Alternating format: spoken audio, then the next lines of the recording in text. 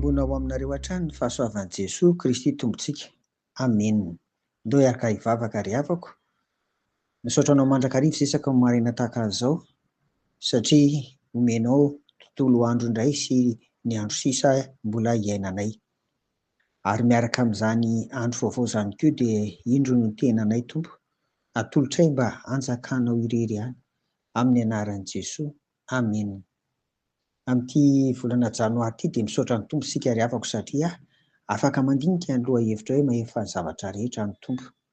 Tena isaorana azy izany satria fotoana koa ampitombotsika ny finoana sy ny fahatokiana satria indraindray raha tody zava-tsarotra isika dia indraindray tena mizongozona ny finoana ary dia izany no isaorana ny Tompo satria ety am-piandohan'ny taona ary dia hiaraka hijery eto isika ny amin'ny hanamafisana ny finoana, amin'ny ampitomboana ny finoana ary indrindra ny fahatokiana an'Andriamanitra izay mahefa ny zavatra rehetra.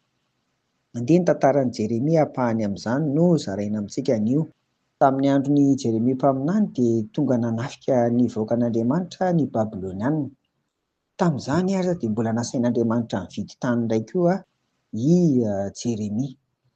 Hita nefa fa efa manao fahirano an'i Jerosalema ny Babiloniana ry havana ary dia kivy Jeremia, nivavaka izy ka hoy ny Tompo taminy, andenge vakiana amin'ny anaran'i Jesoa hoe dia tonga tamin'i Jeremia ny tenin'i Jehovah hoe indro izaho no Jehovah, Andriamanitra ny nofo rehetra, moa misy zava-mahagaga izay tsy haiko va?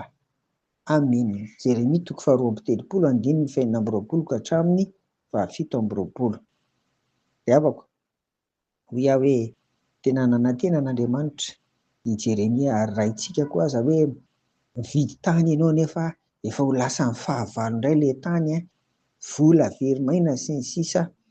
Iny isaorana fa manome ohatra Jeremia eto, mbola nitoraka tamin'Andriamanitra izy mivavaka ary izay mihitsy izany ry havana no hitantsika taratra koa ao amin'ny fiainana hoe raha misy ny fahakiviana dia izao aza donoina na dia manokana minitra iray ary hitodiana amin'ny Tompo. Indrindra manoloana an'ity fiainana ohatran'ny Jeremia ity. Ny faharavana efa hita maso dia eto izany dia hoe inona indray no mbola tokony antenainany amin'izany? Mbola ino ve fa mbola hisy fanavotana ataon'Andriamanitra ny amin'izany? Dia io ary ny hoe ambaran'Andriamanitra indray maka indray fa voalohany Jehovah no anarany. Izy ilay Andriamanitra efa nisy, misy ary mbola hisy. Ry havako, tsy mivadika amin'ny fanekena izay efa nataony tamin'ny vahoakany izy, mahamonjy izy. Faharoa, Andriamanitra ny nofo rehetra izy, tsy an'ny Israely ihany fa Andriamanitra ny olombelona rehetra koa.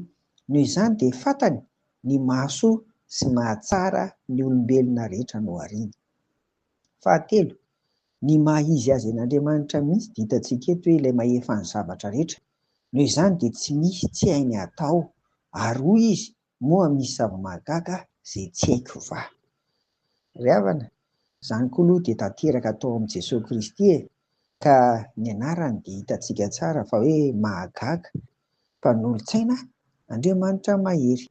Ry havako, manoloana izay efa hita maso tsy fahombiazana, iny mety ho faharavana mihitsy azy hita maso, dia izao hain'Andriamanitra mamadika an'ireny ho amin'izay mahasoa sy mahatsara ny olona. Ary eto dia na dia efa hita amin'ny maso aza ny tsy fahombiazana hoy izay teo ary efa manangasanga amin'ny faharavana dia izao koa tsaroa fa ilay Andriamanitra mahefa ny zavatra rehetra dia mbola mahavita fahagagana ho anao. Noho izany dia aza kivy, mahereza, matokia azy. Amen. Vavaka isika. Tompo, raha manoloana ny fahakiviana tokoa, eny efa manangasanga ary hita maso ny faharavana sy ny sisa rehetra. Mety efa mezan'ny olona aza. Afotony mpanomponao raha misy tratran'izany Tompo ary mangataka indrindra izay engany mba aseho aminy tokoa ny teninao fa tsy misy zava-mahagaga izay tsy hainao Andriamanitra. Amin'ny anaranao no vaneazan'ny vavaka izany Tompo. Amen. Ho aminareo ny fiadanan'i Jesoa. Amen.